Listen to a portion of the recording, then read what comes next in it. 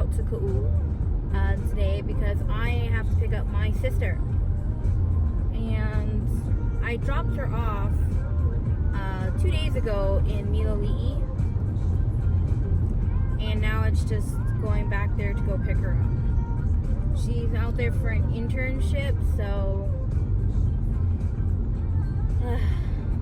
it's a long drive. I had to go back into town to drop off my husband and then fill up gas, get something to eat, get an energy drink, and head back out there. It's like a 2-hour drive from Hilo. If you don't know how to spell it, Hilo, H-I-L-O, Hawaii. And then I'm going to Miloli'i, M-I-L-O-L-I-I.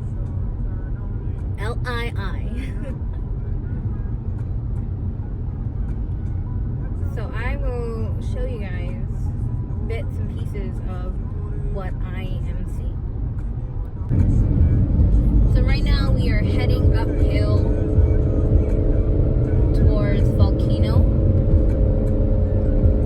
Volcano is a town, I guess, and it is the town located in the Hawai'i Volcanoes National Park. And it is like 3,000-4,000 feet above sea level. And all those trees you see back there, most of those are ohia. And they have the lehua flower. They're more commonly red, but they also come in yellow and orange. But they're so rare to see yellow and orange flowers. Unfortunately, there's a disease on Hawaii Island that is killing our ohia. It's pretty terrible. Not every tree is infected with the disease, but any tree could be infected with the disease. It's called rapid ohia death, and we just call it ROD. Right now I'm on Old Volcano Road, Highway 11. Saddle Road used to have an ohia forest like this, but because of the disease they had to clear a lot of it. So hopefully when the trees regrow they'll be healthier and they won't have the disease, but it's so hard to tell. Rapid ohia death is pretty recent, at least within the last 10 years. It's reared its ugly head. My sister used to do a project about rapid ohia death. She was trying to study it. I'm not sure what came of her study though. I'm not even sure if she knows what came of her study. Maybe we can ask her.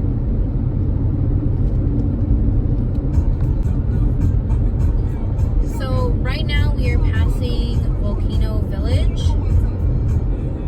So on the right is Volcano Village, on the left is all pretty much residential subdivisions. So in Volcano Village there's restaurants, art galleries, gas station, bed and breakfast, lodges. And then as we continue on this road, we're going to pass the national park entrance.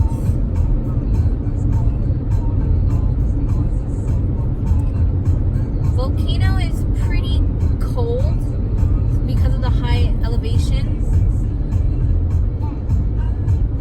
And at night it is really, really cold.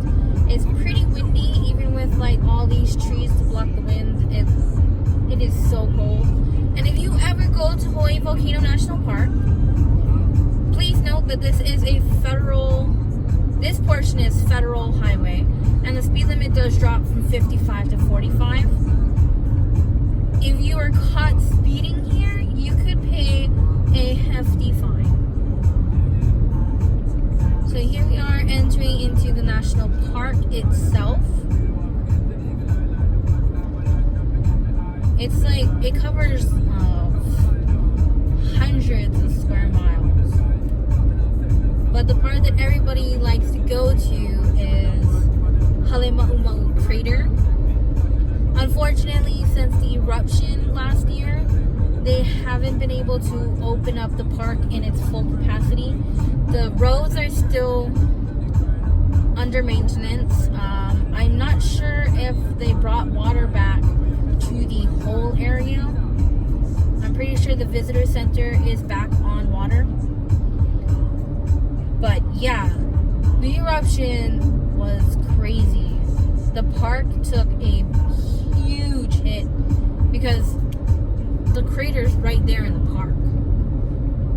So the park entrance is coming up on our left, and all these people are heading into the park. I believe the fee is like $25 to get in per car. So be mindful of that. And you do have to pay before you head in.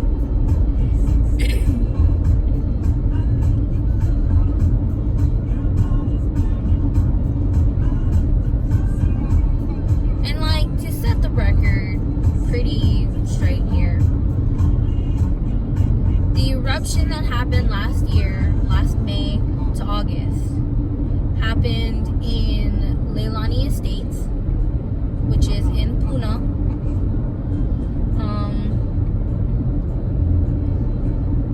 It's several miles, a couple dozen miles away from the park itself in a straight line. The crater in the park was filled, well, maybe not the crater, but there was a lava lake in the park. And in the months before the eruption, the lava lake had actually filled up with lava to the point that it was like bubbling over. And then May 3rd, I don't know which event happened first, but there was a magnitude 6 point something earthquake. And when the park officials went to check on the lake, it was empty. So we have two craters, Halema'uma'u in the park, and then Pu'u'o'o, which is also in the park, but you can't get to because that's more active than Halema'uma'u. Both those lava lakes completely drained. And then within a couple of hours, a fissure, if you don't know what that is, look it up, opened in Leilani Estates. Over the course of those 3 months, 24 fissures opened up. The lava either took or cut off about 700 homes. And it covered hundreds of square miles and also created new land. So there was a bay down there, Kapoho Bay. The lava completely covered it and created a delta down there. Now there's a new black sand beach. It's kind of hard to get to. I do not recommend going because the lava rock is not smooth. We have two types of lava, and when they cool, it either creates smooth lava, which is called pahoehoe, or jagged, sharp, rocky kind of lava, which we call a'a. And that is the kind of lava that's down there. It is very jagged, very sharp. You'd have to go out in full hiking gear. I don't know how far you'd have to hike to get there. But you could get hurt, and there's nobody out there except maybe other hikers trying to get to the beach. So I don't recommend it. I highly recommend you not go. But if you do, be careful. Because if you get hurt, you're stuck. I don't even know if there's cell service down there. Because I think the lava took out one of the cell towers down there. So, be worried. We are still in the national park.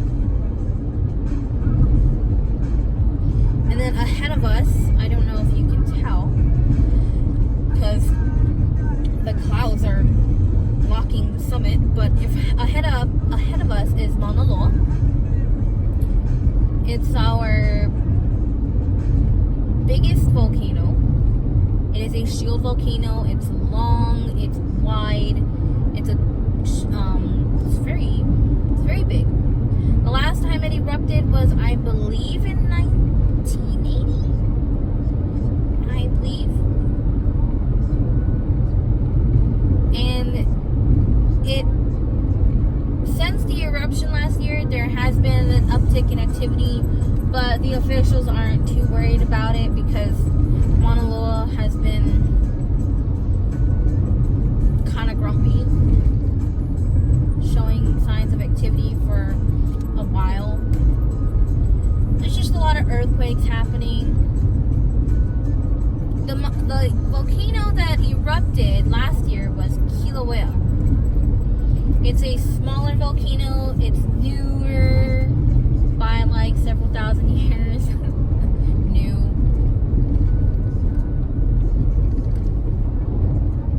And so far they are Hawaii's two most active volcanoes. However, since the eruption, Kilauea has stopped erupting altogether. So we'll see. We are still in the national park, and this is all lava fields. It's all old lava fields. Sorry, my phone is so bumpy. But it's all old lava fields, like from. Actually, it's like several lava flows from the last like 300 plus years. Most of this is from Mauna Loa. Not gonna lie, most of the lava fields that you'll see on this island are basically all from Mauna Loa. Like I said, it's a big volcano. It takes up almost a third of the island. But the lava flows itself from Mauna Loa takes up about half of the island. So we are still on the slopes of Mauna Loa. I don't know if we're gonna get a good shot of it today, just because it's cloudy up top.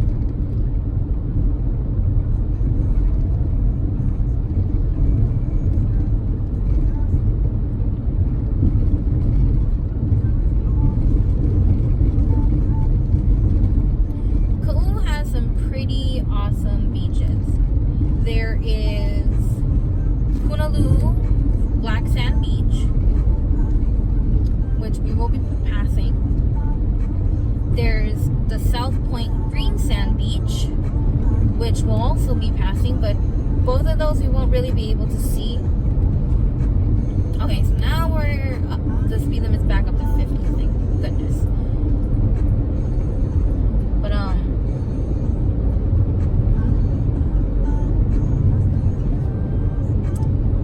both of them aren't easy to get to. Oh well, Punaluu is easy to get to. There's like a parking lot and everything there. Green Sand Beach, there is a drive down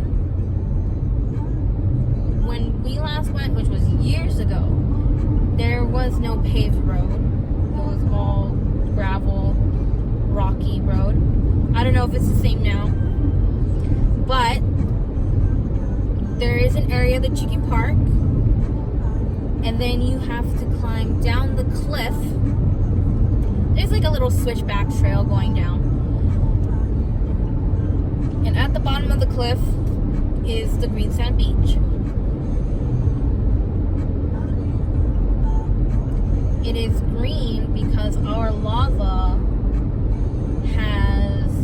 it's basalt lava, and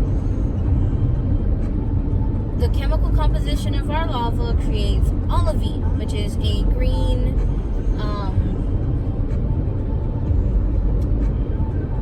semi-precious crystal gem.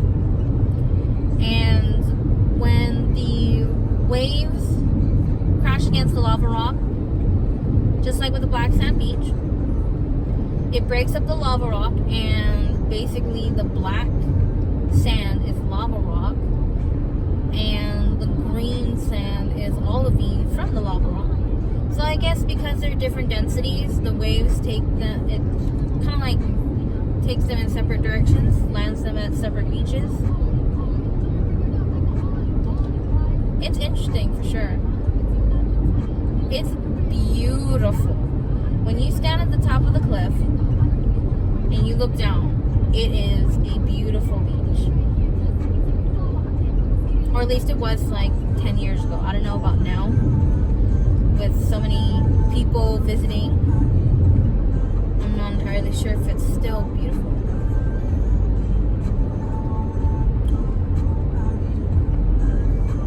And then Miloli'i, I think it's located in Kaʻū. It could be South Kona though, I'm not entirely sure, but it is another long drive, and it is through residential areas. So some of these beaches you can't really get to without driving through residential areas. If you do drive through residential areas to get to those certain beaches, be mindful of the people that live there. Don't be obnoxious, don't be loud.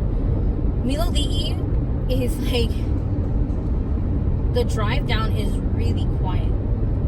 If you ever stop on the side of the road going down, it is really quiet there.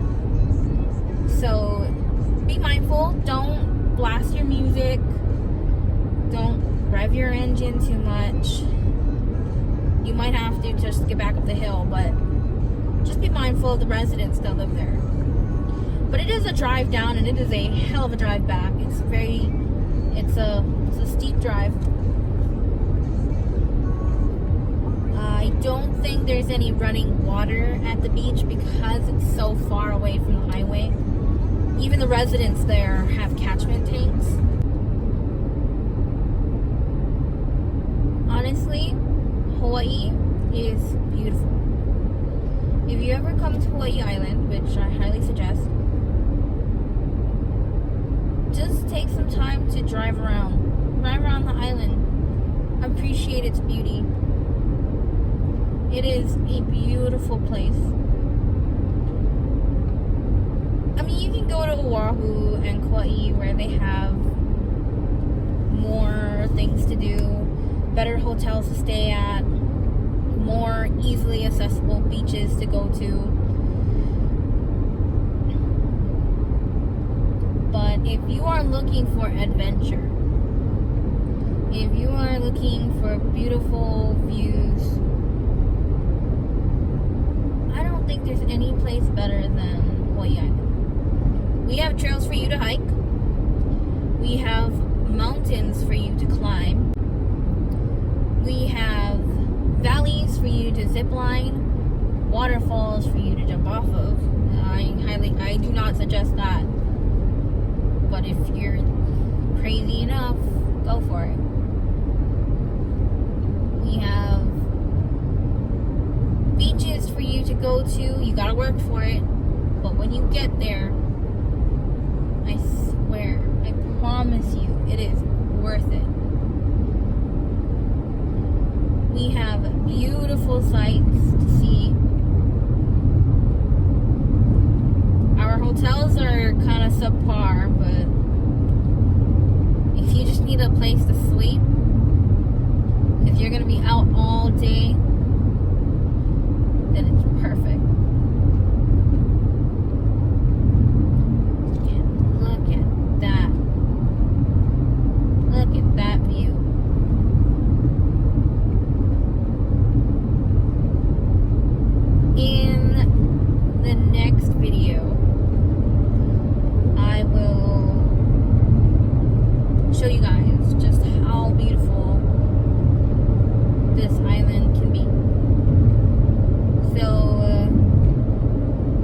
stay tuned.